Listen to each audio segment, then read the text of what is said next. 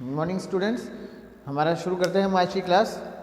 देखिए, last class में हमने प्रोकैरियोट्स के जनरल स्ट्रक्चर के बारे में पढ़ लिया था।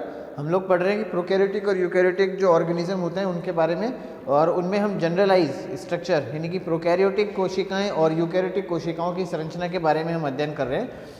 पिछली क्लास में हम प्रोकैरियोट्स जो होते हैं या प्रोकैरियोटिक कोशिकाएं जो होती हैं उनका एक जनरल स्ट्रक्चर, सामान्य जो हम उनका परिचय समझ चुके थे। अब हम पढ़ रहे हैं इनके एग्जाम्पल्स कि प्रोकैरियोटिक जो जीव होते हैं वो कौन कौन से होते हैं, उनमें क्या क्या विशेषताएं होती हैं। ठीक है, सबसे पहला है इसमें बैक्टीरिया यानी जीवाणु।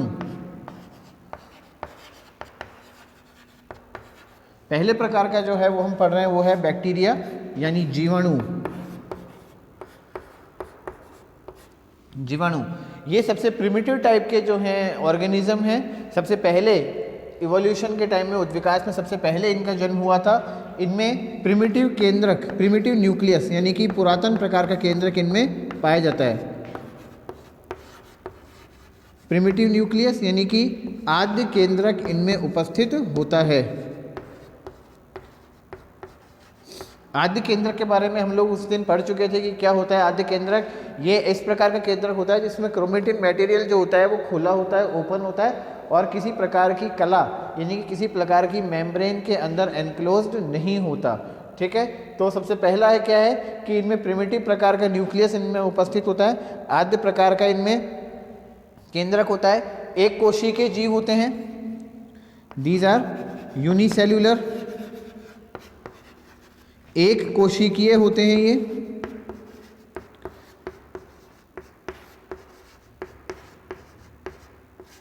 एक कोशिकीय जीव होते हैं, यूनिसेलुलर होते हैं, यानी कि इन बैक्टीरिया की जो बॉडी होती है उसके अंदर केवल एक सिंगल सेल ही उपस्थित होती है। अधिकतर ये जो बैक्टीरिया होते हैं ये हीट्रोट्रॉफिक होते हैं।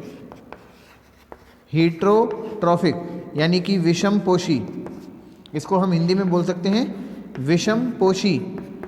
विषमपोषी यानी कि अन्य किसी पदार्थ के ऊपर रह करके उससे अपना भोजन प्राप्त करते हैं। हीट्रोट्रॉफिक यानी कि विषमपोषी।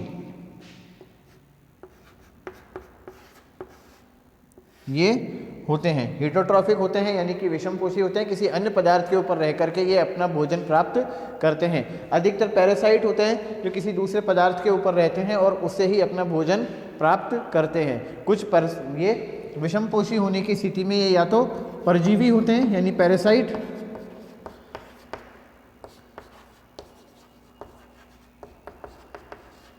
ठीक है, पैरासाइट यानी परजीवी होते हैं, यानी किसी भी ऐसे पदार्थ के साथ ये रहते हैं, किसी भी ऐसे जीवित कोशिका के साथ ये रहते हैं जिसको नुकसान पहुंचाते हैं और उसके साथ ये भक्षण करते हैं। कुछ वैसे होते हैं जो सहजीवी होते हैं।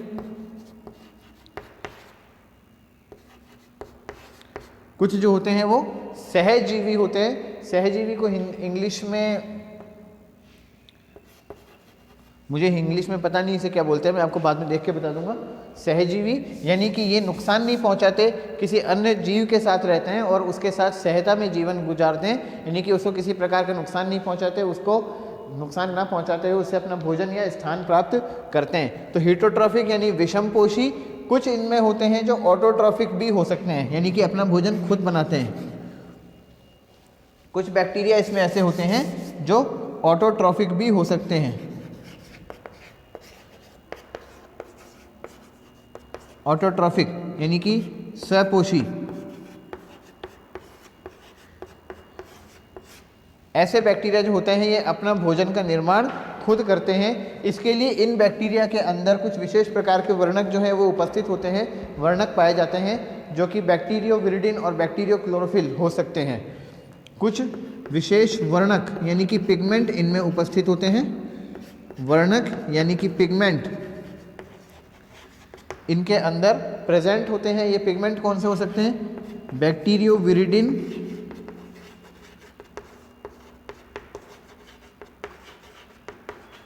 और बैक्टीरियोक्लोरोफिल। जिस तरह से पेड़ों के अंदर क्लोरोफिल होता है, पादपों में क्लोरोफिल होता है, ठीक उसी प्रकार से इनमें भी एक विशेष प्रकार का क्लोरोफिल पाया जाता है जो बैक्टीरियोक्लोरोफिल कहलाता है, जिसकी मदद से यह अपना भोजन स्वयं बनाते हैं। ठीक है, ये पिगमेंट होते हैं। केंद्रक हमने इसके बारे में पढ़ लिया कि इनमें प्रिमिटिव टाइप का न्यूक्लियस होता है, अर्ध केंद्रक होता है, न्यूक्लियोलस इनके अंदर अनुपस्थित होता है। इसी में लिख लीजिए केंद्रिका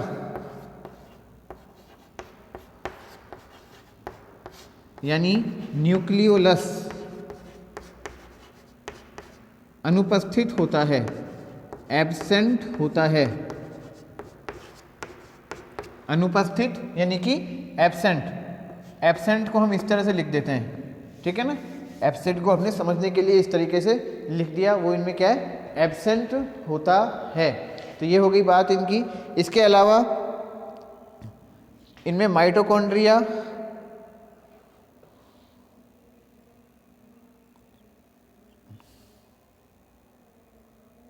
देखिए आपकी किताब में लिखा है कि इनमें माइटोकॉन्ड्रिया, गोल्जी बॉडी वगैरह प्रेजेंट होता है, लेकिन इनमें माइटोकॉन्ड्रिया, गोल्जी बॉडी वगैरह एब्सेंट होता है। आपको यही लिखना है कि इनके अंदर सेल ऑर्गेनल, कोशिकांग अनुपस्थित होते हैं। सेल ऑर्गेनल्स आर एब्सेंट, कोशिकांग अनुपस्थित होते हैं। कोशिकांग अनुपस्थित होते हैं इनमें।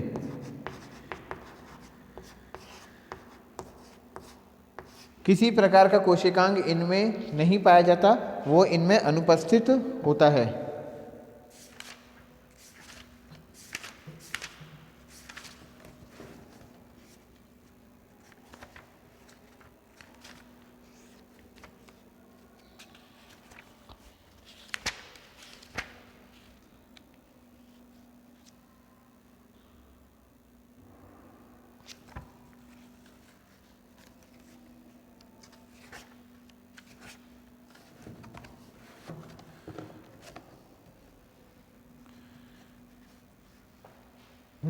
यहाँ तक लिखिए।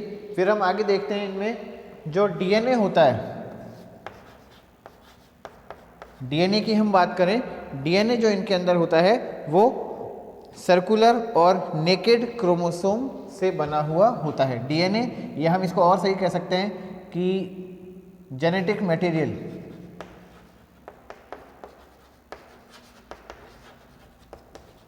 जेनेटिक मटेरियल सर्कुलर यानी वलयकार,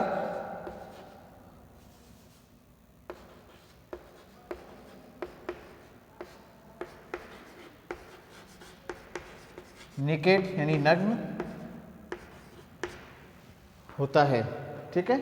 इनका जो डीएनए है या जेनेटिक मटेरियल है वो सर्कुलर होता है और नेकेड होता है, यानी कि इनमें वलयकार और नग्न डीएनए अनुपस्थित होता है, ठीक है। डीएनए की संरचना डबल स्ट्रैंडेड होती है, डबल स्ट्रैंडेड यानी कि द्विरज्जुक, यानी कि दो स्ट्रैंड से मिलकर के डीएनए जो है वो बना हुआ होता है, ठीक है। देखो कुछ बुक्स में क्या है कि आपके लिखा हुआ मिलेगा, ये केवल वही, जैसे जो एक्चुअली देखो बच्चों, मैं आपको बात बताऊं, जो बुक हम लोग पढ़ते हैं बीएससी में, आप जो बुक पढ़ रहे हो, जो बुक्स एक्चुअली की क्या है, किताबें क्या है, पब्लिशर जो इनको किताबों को छापता है वो पब्लिशर बहुत ज़्यादा बड़ा पब्लिशर नहीं है। इनको ना वो क्या है कि केवल कॉपी करके बनाई हुई किताबें हैं, मतलब किसी अच्छी बड़ी किताब में से देख लिया, उसमें से कॉपी कर लिया, उसमें से बना दी। और जो अच्छी पब्लिशर की किताबें होती हैं, जो अच्छी बुक्स होती हैं, वो अधिकतर इंग्लिश मीडियम में होती हैं, और आपके हिंदी मीडियम की बुक्स में बहुत सारी गलतियाँ आपको मिलेंगी। तो मैं आपको, कोई भी मेरी पकड़ में आएगी मैं बता दूंगा, बाकी आपको हर एक चीज़ के ऊपर बिल्कुल ऐसे नहीं विश्वास करना है। जैसे आपकी बुक में लिखा है कि इनके अंदर सेल ऑर्गेनल्स में माइटोकॉन्ड्रिया, एंडोप्लाज्मिक रेटिकुलम वगैरह उपस्थित होते हैं, ठीक है ना, लेकिन ये अनुपस्थित होते हैं। किसी भी प्रोकैरियोटिक कोशिका में माइटोकॉन्ड्रिया, एंडोप्लाज्मिक रेटिकुलम वगैरह एब्सेंट होते हैं। ये हम लोग पहले भी पढ़ चुके हैं कि जो प्रोकैरियोटिक सेल होते हैं, प्रोकैरियोटिक कोशिकाएं होती हैं, उनमें किसी प्रकार का जो मेम्ब्रेनियस सिस्टम एब्सेंट होता है, कला तंत्र अनुपस्थित होता है, और कोशिकांग भी अनुपस्थित होते हैं। दूसरा किताब में आपके लिखा है कि जो जेनेटिक मटेरियल है वो सर्कुलर और नेकेड क्रोमोसोम का बना हुआ होता है, जबकि वास्तविकता ये है कि प्रोकैरियोटिक सेल्स के अंदर क्रोमोसोम्स होते ही नहीं है, एब्सेंट होते हैं। प्रोकैरियोटिक सेल्स में क्रोमोसोम एब्सेंट होते हैं। क्रोमोसोम क्या है?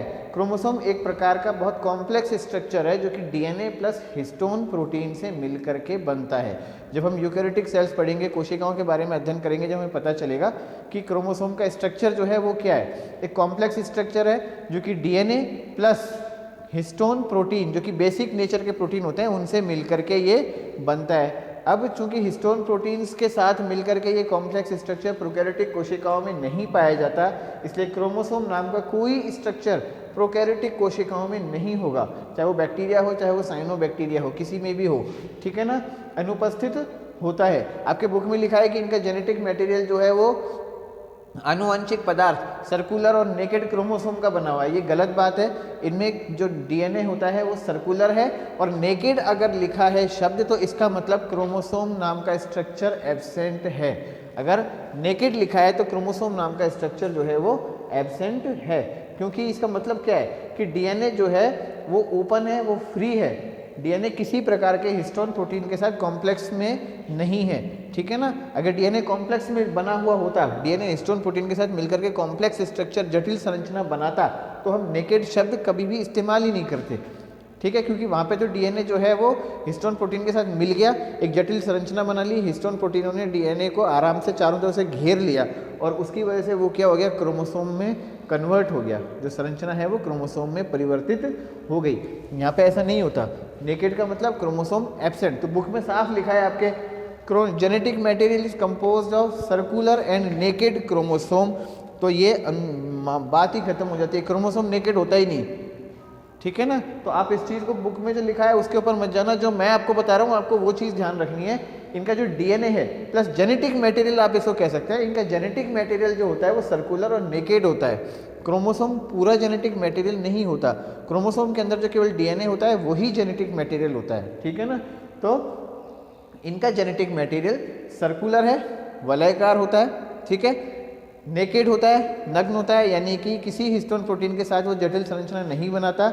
इसका मतलब क्या है कि क्रोमोसोम नाम की संरचना इनमें एब्सेंट होती है, और डबल स्ट्रैंडेड यानी द्विरज्जुक इस तरह की संरचना डीएनए की इसमें मिलती है। इसके उलट मैं आपको भी केवल समझा दूं, इसके उलट यूकैरियोटिक जो कोशिकाएं होती हैं, यहाँ पे थोड़ी थोड़ी दूरी पर हिस्टोन प्रोटीन्स जो होते हैं वो प्रेजेंट होते हैं, और एक डीएनए, ये डीएनए जो है, इसको बात करें, इसके पास एक हिस्टोन प्रोटीन आता है, तो डीएनए हिस्टोन प्रोटीन के ऊपर इस तरह से लिपट जाता है, एक प्रोटीन के ऊपर 8 बार लिपटता है, फिर बचता है, फिर दूसरे प्रोटीन के ऊपर फिर 8 बार लिपटता है, फिर बचता है, फिर तीसरे प्रोटीन के ऊपर फिर 8 बार लिपटता है, और ये संरचना कहलाती है क्रोमेटिन मटेरियल। यही संरचना को हम बोलते हैं क्रोमोसोम। ये संरचना प्रोकैरियोटिक कोशिकाओं के अंदर नहीं मिलती, इसीलिए, ठीक है, इसीलिए जो जेनेटिक मटेरियल डीएनए है वो नेकेड है। तो क्रोमोसोम यहाँ नहीं होता। आपको बुक के ऊपर नहीं जाना, जो मैं बता रहा हूँ वो बात आपको ध्यान रखनी है, ठीक है ना, क्योंकि ये बुक क्या है, कॉपी करके बनाई हुई है, इनकी प्रूफ रीडिंग भी नहीं होती। जब इनको छापा जाता है तो इनको देखा भी नहीं जाता कि इनमें क्या बातें लिखी हैं, क्या बातें नहीं लिखी। तो कई चीज़ें, कई गलतियां आपको इन किताबों के अंदर मिलेंगी जो शायद आपको समझ में नहीं आए, आप पकड़ नहीं पाओ। मैं आपको बता रहा हूँ, आपको उन्हीं चीज़ों के ऊपर ध्यान देना है, ठीक है ना। तो ये हो गई बात। डबल स्ट्रैंडेड होता है, यानी कि द्विरज्जुक होता है, 2 धागों से, 2 स्ट्रैंड से मिलकर के इनका डीएनए जो है वो बना हुआ होता है। इनकी जो सेल वॉल होती है,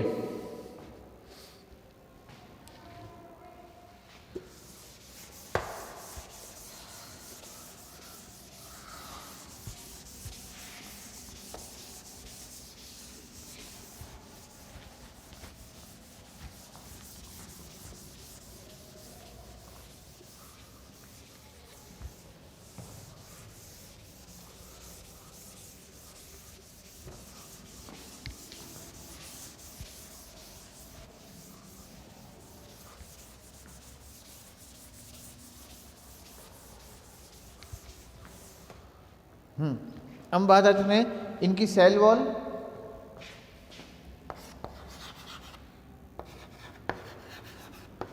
इज टफ एंड रिजिड। जो इनकी कोशिका भित्ति होती है वो एक दृढ़ संरचना होती है,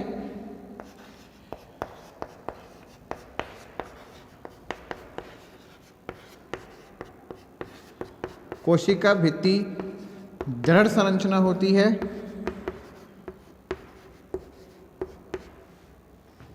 जो कि म्यूकोपेप्टाइड की बनी हुई होती है। सेल वॉल टफ और रिजिड, एक दृढ़ और कठोर संरचना होती है जो म्यूकोपेप्टाइड की बनी हुई होती है। हिस्टोन प्रोटीन इनमें एब्सेंट होते हैं, ये बात आ गई निकल के यहाँ पे। हिस्टोन प्रोटीन इनमें एब्सेंट होते हैं, हिस्टोन प्रोटीन्स इनके अंदर प्रेजेंट नहीं होते, हिस्टोन प्रोटीन नहीं पाए जाते। राइबोसोम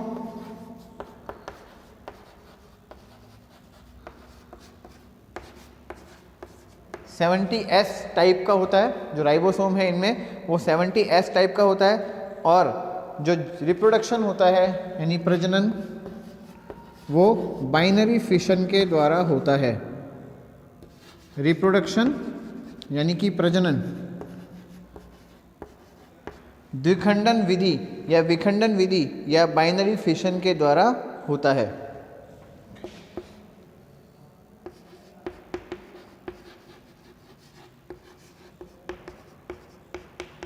बाइनरी फिशन यानी कि द्विखंडन विधि के द्वारा होता है। ये विधि क्या होती है? ये एक बैक्टीरिया की कोशिका है, इसमें एक बैक्टीरिया कोशिका अपने आप दो टुकड़ों में बट जाती है और दो बैक्टीरियल सेल या दो बैक्टीरिया की कोशिकाएं, जीवाणु कोशिकाएं बन जाती हैं। इसे बोलते हैं बाइनरी फिशन, यानी कि खंडित हो जाती है, विखंडित हो जाती है। तो ये है, हमने बैक्टीरिया के बारे में पढ़ा। इसके एग्जाम्पल, बहुत सारे एग्जाम्पल इसके हो सकते हैं बैक्टीरिया के। स्यूडोमोनास,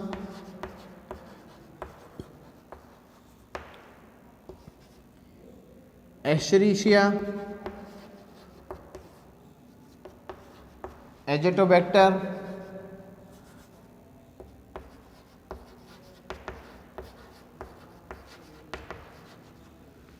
स्ट्रेप्टोकोकस, ऐसे बहुत सारे एग्जाम्पल बैक्टीरिया के हो सकते हैं। ठीक है, आगे हम जैसे जैसे पढ़ेंगे हमारी ये चीज़ें क्लियर होती जाएंगी। तो ये हमने पढ़ा है बैक्टीरिया के बारे में। अब हम जीवाणु के बारे में अब हम पढ़ते हैं अगला, नील हरित शैवाल यानी कि साइनोबैक्टीरिया या ब्लू ग्रीन एल्गी। हमने केवल एक जनरल एग्जाम्पल लिया है अभी हमने बैक्टीरिया के बारे में डिटेल नहीं पढ़ाई शुरू करी है, केवल एक जनरल एग्जाम्पल्स अभी हम ले रहे हैं। दूसरा है साइनोबैक्टीरिया यानी ब्लू ग्रीन एल्गी।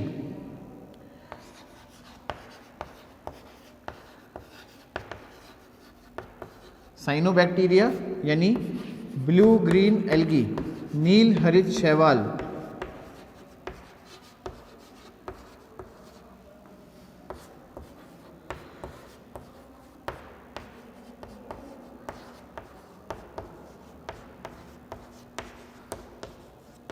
ये अकेली ऐसी एल्गी, अकेली ऐसी शैवाल है जिसको प्रोकैरियोट के अंदर रखा गया है। बाकी इसके अलावा सारी जितनी भी प्रकार की एल्गी या शैवाल होती हैं उनको यूकैरियोटिक के अंदर रखा गया है। ठीक है ना। तो साइनोबैक्टीरिया यानी ब्लू ग्रीन एल्गी, ये जो है मिट्टी, ये कहाँ पाई जाती है? मिट्टी यानी सॉइल में।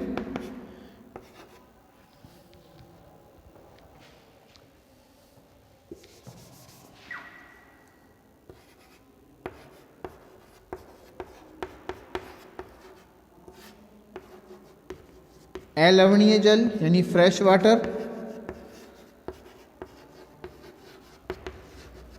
और लवणीय जल यानी समुद्र के पानी में, यानी कि मरीन वाटर, इसे बोलते हैं मरीन वाटर। इन सभी में ये जो एल्गी है ये पाई जाती है, उपस्थित होती है। ठीक है। इनकी कोशिकाओं का जो नीला हरा रंग होता है फाइकोबिलिन और फाइकोसाइनिन की वजह से होता है। इनकी जो इसके हम बोलते हैं ब्लू ग्रीन एल्गी, नीला हरा रंग, वो फाइकोबिलिन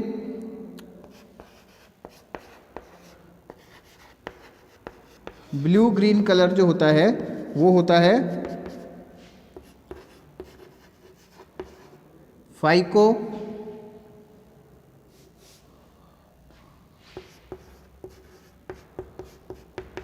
बिलिन और फाइकोसाइनिन। की वजह से। ठीक है ना, दो प्रकार के वर्णक इनके अंदर उपस्थित होते हैं, फाइकोबिलिन और फाइकोसाइनिन। ये क्या है? पिगमेंट यानी कि वर्णक जो कोशिकाओं को रंग देते हैं। ये है पिगमेंट यानी वर्णक जो कोशिकाओं को रंग देते हैं, जिसकी वजह से इन कोशिकाओं का रंग इस प्रकार का होता है। इनके अलावा इसमें क्लोरोफिल और कैरोटीन भी पाए जाते हैं। क्लोरोफिल और कैरोटीन भी इनके अंदर उपस्थित होते हैं। ये भी वर्णक हैं, पिगमेंट हैं। क्लोरोफिल प्रेजेंट है तो इसका मतलब क्या है कि ये फोटोसिंथेसिस यानी प्रकाश संश्लेषण करती हैं। अगर क्लोरोफिल इनके अंदर उपस्थित है तो इसका साफ सा मतलब है कि ये प्रकाश संश्लेषण करती हैं। ठीक है, ये यूनिसेल्युलर होते हैं।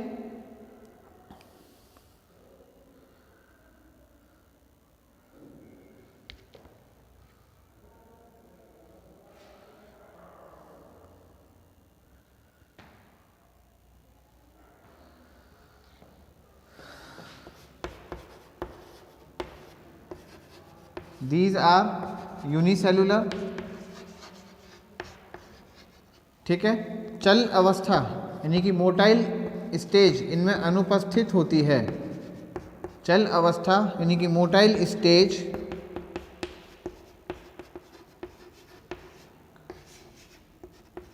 अनुपस्थित होती है, एब्सेंट होती है।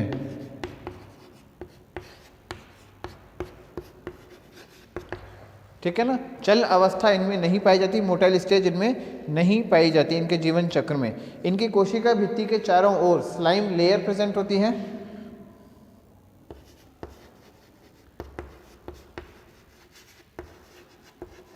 Slime layer is present outside cell wall यानी कि कोशिका भित्ति के चारों ओर या बाहर कोशिका भित्ति के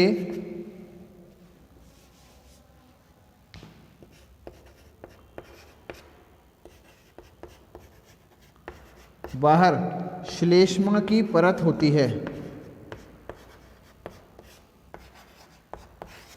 कि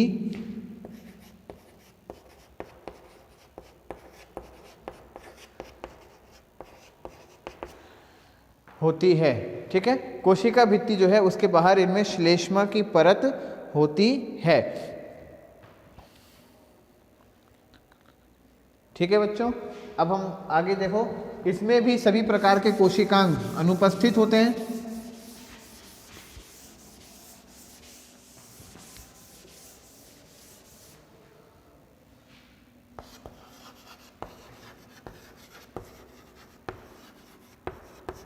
सेल ऑर्गेनल एब्सेंट होते हैं। कोशिकांग जो है इसमें भी सभी प्रकार के अनुपस्थित होते हैं। केंद्रक यानी कि न्यूक्लियस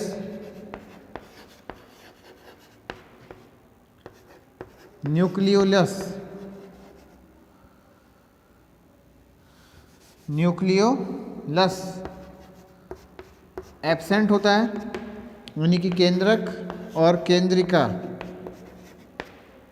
केंद्रिका अनुपस्थित होती है।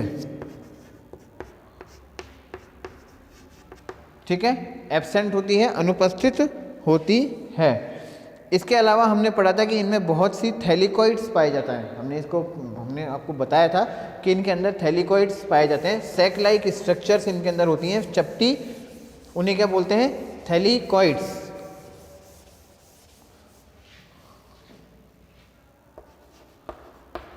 चपटी कोश जैसी रचनाएं, कोश जैसी रचनाएं यानी कि flat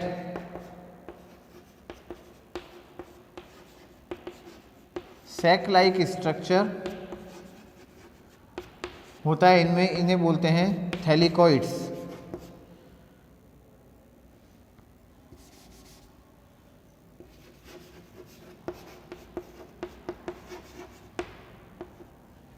flat sac like structure यानी कि थैलिकॉइड्स इनमें प्रेजेंट होता है, जिसमें जिसमें फोटोसिंथेसिस के लिए पिगमेंट्स प्रेजेंट होते हैं। फोटोसिंथेसिस पिगमेंट, फोटोसिंथेटिक पिगमेंट इनमें उपस्थित होते हैं।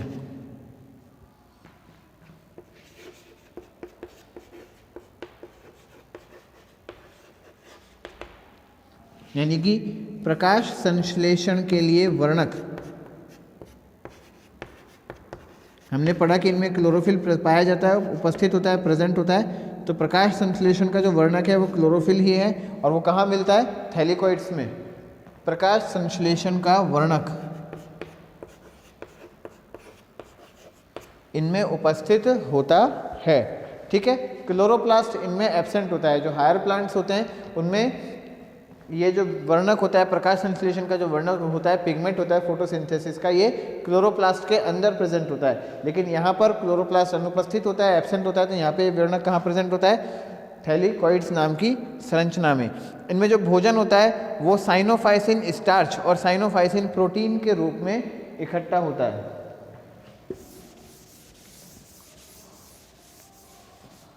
फूड यानी भोजन,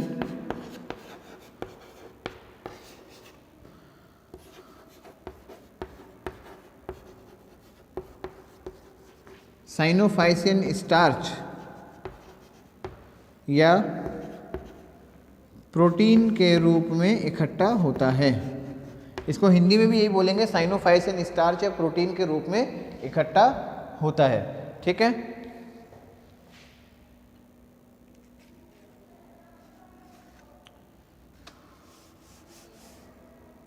लैंगिक जनन इनमें अनुपस्थित होता है। सेक्सुअल रिप्रोडक्शन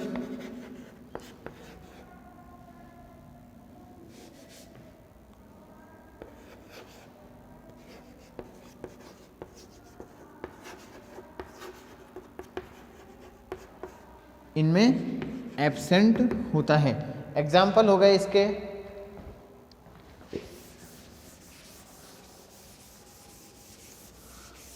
नॉस्टॉक, एनाबीना, ये इसके एग्जाम्पल है। Nostoc, Anabaena, ऑक्सीलेटोरिया।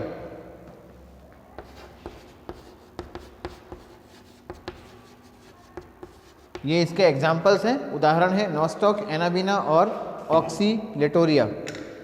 तो बच्चों ये थी हमारी बात प्रोकैरियोट्स की। ठीक है, प्रोकैरियोट के बारे में हमने थोड़ा बहुत पढ़ लिया। प्रोकैरियोटिक कोशिकाओं की संरचना हमने पढ़ ली, किस प्रकार की उनकी कोशिकाओं की संरचना होती है। दूसरा, हमने उसके कुछ उदाहरण पढ़ लिए कि बैक्टीरिया और जो एल्गी है वो दोनों किस प्रकार के होते हैं, उनकी संरचनाएं किस प्रकार की होती हैं। ठीक है ना, cyanobacteria, blue green algae.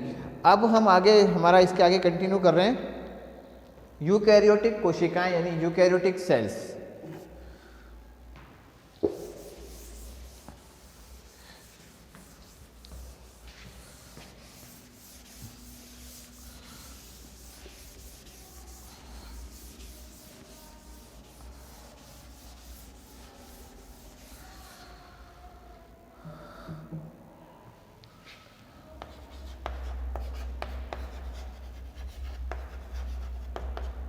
Eukaryotic cells. ठीक है, यूकैरियोटिक एनिमल्स है, यूकैरियोटिक सेल्स। देखो मैं आपको एक बार बता दूं, मैंने आपको पिछली क्लास में भी बताया था, ये जो हम कंटेंट पढ़ रहे हैं, जो कुछ भी हम फिलहाल टॉपिक पढ़ रहे हैं, ये माइक्रोबायोलॉजी में तो है ही है आपके बॉटनी में। इसके अलावा जूलॉजी में जो आपका पेपर है सेल बायोलॉजी, उसमें भी यही टॉपिक है। सेल बायोलॉजी में जो आपका फर्स्ट यूनिट है, फर्स्ट सेक्शन है, जिसमें आपको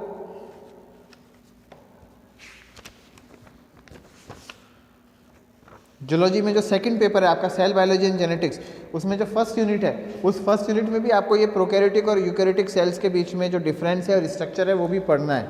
ठीक है, तो वो मैं सेल बायोलॉजी में आपको मैंने नहीं पढ़ाया, वो मैं आपको यहीं पर कवर कर रहा हूँ। इसके अलावा बाकी जो सेल बायोलॉजी है वो हमारी बॉटनी और जूलॉजी दोनों में जो है वो कॉमन चलेगी। ठीक है ना, कंफ्यूज नहीं होना, फिर से समझा रहा हूँ मैं। जो हम सेल बायोलॉजी की क्लास हम ले रहे हैं, मैं सेल बायोलॉजी की क्लास जो आपको ले रहा हूँ बॉटनी में, वो आपको जूलॉजी के अंदर भी पढ़नी है। बॉटनी में वो आपका पेपर फर्स्ट है, जूलॉजी के अंदर वो आपका पेपर सेकंड है। ठीक है, सेकंड बात, जूलॉजी के अंदर जो सेल बायोलॉजी का सिलेबस है आपका, उसमें एक टॉपिक दिया हुआ है structure of prokaryotic and eukaryotic cell, यानी प्रोकैरियोटिक और यूकैरियोटिक कोशिकाओं की संरचना और उनमें डिफरेंस, ठीक है। और इसके अलावा कुछ वायरस का स्ट्रक्चर, वायरस के बारे में भी उसमें दिया हुआ है। तो वो चीज़ हमने आपको वहाँ बॉटनी की क्लास में नहीं पढ़ाई थी, क्योंकि बॉटनी की क्लास में आपके वो सिलेबस में नहीं था। अब जूलॉजी में अलग से पढ़ाने के बजाय वो जो है आपका कॉमन टॉपिक है माइक्रोबायोलॉजी में, बॉटनी में माइक्रोबायोलॉजी में और जूलॉजी में सेल बायोलॉजी में। तो वो एक लाइन सेपरेट है जो मैं आपको यहाँ जो पढ़ा रहा हूँ वो आपको जूलॉजी में भी पढ़ लेना है, ठीक है ना।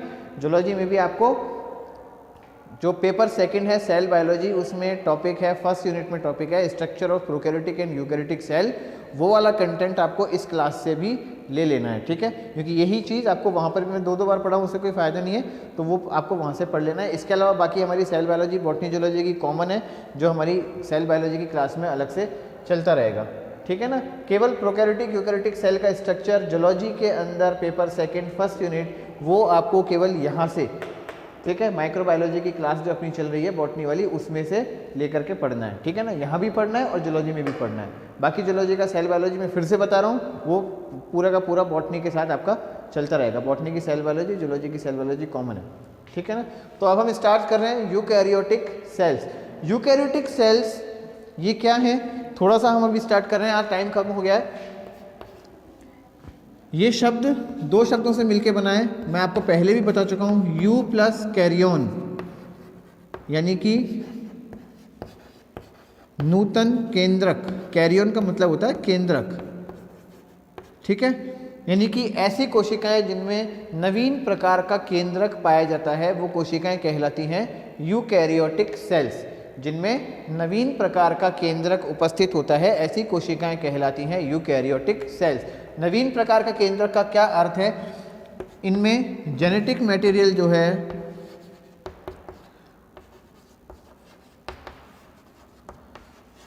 वो क्रोमोसोम के रूप में उपस्थित होता है, क्रोमोसोम्स के रूप में उपस्थित होता है, एनक्लोज्ड होता है, यानी घिरा हुआ होता है,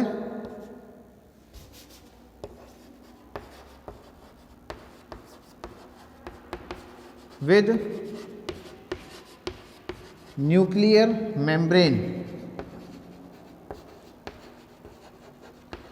घिरा हुआ होता है न्यूक्लियर मेम्ब्रेन से, यानी कि केंद्रक कला से या केंद्रक झिल्ली से घिरा हुआ होता है, ठीक है, केंद्रक झिल्ली से घिरा हुआ होता है और इनमें केंद्रिका उपस्थित होती है, केंद्रिका यानी कि न्यूक्लियोलस उपस्थित होता है। क्या होता है न्यूक्लियोलस, ये भी बताऊंगा।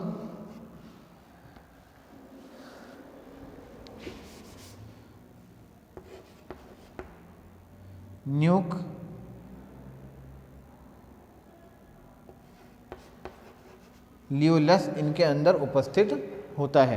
तो ऐसी कोशिकाएं जो होती हैं, इसके अलावा इनमें एक और दूसरी बात होती है कि इनमें सभी प्रकार के सेल ऑर्गेनल प्रेजेंट होते हैं, उपस्थित होते हैं, ठीक है, प्लस का मतलब प्रेजेंट होते हैं, उपस्थित होते हैं। तो ऐसी कोशिकाएं जो होती हैं वो कहलाती हैं यूकैरियोटिक कोशिकाएं, यानी कि यूकैरियोटिक सेल्स, ठीक है बच्चों। तो आज के लिए हम इतना ही कंक्लूड कर रहे हैं। हमारी नेक्स्ट क्लास में हम यूकैरियोटिक कोशिकाओं की संरचना के बारे में विस्तार से अध्ययन करेंगे। Thank you students.